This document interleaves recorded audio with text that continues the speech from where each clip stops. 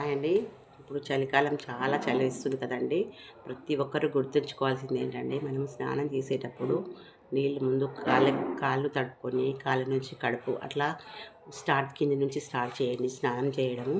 పిల్లలకు కూడా అదే నేర్పించండి. తల స్నానం చేయాలనుకున్నా కూడానండి, ఎంత వేడి నీళ్ళైనా సరే అండి, మీరు కాళ్ళకు పోసుకున్న తర్వాతనే కడుపు, తర్వాత వీపు, తర్వాత మొహము, తర్వాత తల అలా స్నానం చెయ్యండి కూడా. పెద్దవాళ్ళకి ముఖ్యంగా అండి, పెద్దవాళ్ళండి వయసు అయిపోయిన వాళ్ళకి స్నానం చేయాలనుకున్నప్పుడు కూడా ఇలాంటి జాగ్రత్తలు తీసుకోండి. కాళ్ళ నుంచి స్టార్ట్ చేయండి. ఎందుకంటే డైరెక్ట్ తల మీద నుంచి పోసుకోవడం వల్ల ఏమవుతుందంటే హార్ట్ అటాక్ వచ్చే ప్రమాదం ఉందండి.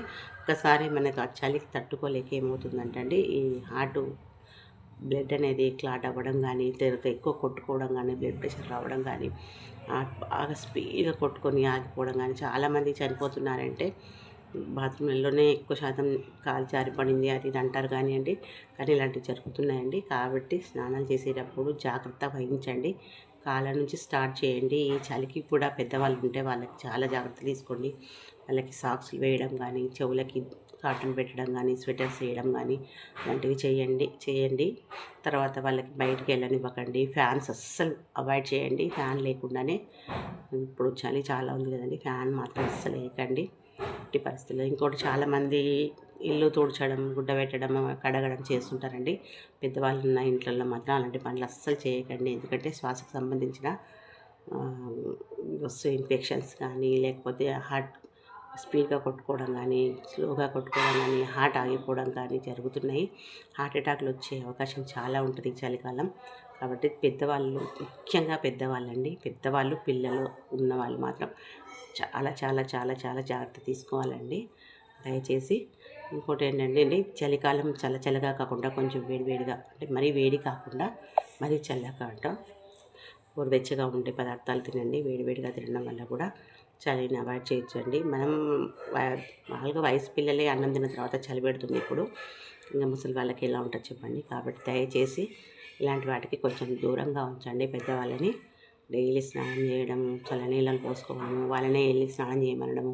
వాళ్ళు బాత్రూమ్ వెళ్ళారనుకోండి, 1-2 సార్లు అక్కడికి వెళ్ళి వాళ్ళని పలకరిస్తూ ఉండండి. ఎందుకంటే బాత్రూంలో దారి పడిపోవడం కానీ, లేకపోతే ఆ చలి తట్టుకోలేక అక్కడే పడిపోవడము, అలాంటివి జరుగుతుంటాయండి. ఎవరైనానండి, పెద్దవాళ్ళు కానీ, చిన్నపిల్లలు కానీ, ఎవరైనా సరే వాష్రూమ్ వెళ్ళినా, స్నానానికి వెళ్ళినా మధ్యలో అప్పుడప్పుడు వెళ్ళి వాళ్ళను పలకరిస్తూ ఉండాలండి. ఎందుకంటే చాలామంది బాత్రూంలోనే చాలా ప్రమాదాలు జరుగుతున్నాయి. కాబట్టి అన్నిటికీ దూరంగా ఉండాలంటే మన జాగ్రత్తలో మనం తీసుకోవడం తప్పలేదండి. వీలైతే పెద్దవాళ్ళకి తోడుగా వెళ్ళండి. వాళ్ళది అయిపోయిన తర్వాత తీసుకొచ్చి మళ్ళీ వాళ్ళకు కాళ్ళు బాగా తుడుచుకున్న తర్వాత సాక్సులు అలాంటివి వేసుకొని పడుకోబెట్టండి. ఎండ తగిలినప్పుడు కాసేపు ఎండలో కూర్చోబెట్టండి. ఎండలో ఫోకస్ చేయించండి. పిల్లలకు, పెద్దలకి ఇప్పుడు చాలా జలుబు, దగ్గు, దమ్ము అలాంటివి వస్తున్నాయండి. వాటన్నిటి అవాయిడ్ చేయాలంటే ఎండ తగిలినప్పుడు, ఎండ వచ్చినప్పుడు ఎండలో కూర్చోబెట్టండి. వేడివేడి పదార్థాలు పెట్టండి. వాళ్ళకి చలి ఎక్కువ కాకుండా ఫ్యాన్స్కి అవాయిడ్ చేయండి. ఓకేనండి. చల్ల పదార్థాలకు దూరంగా ఉంచండి. కేక్స్ అస్సలే పెట్టకండి. ఓకేనండి. ఓకే అండి. బాయ్ అండి. Thank you very much.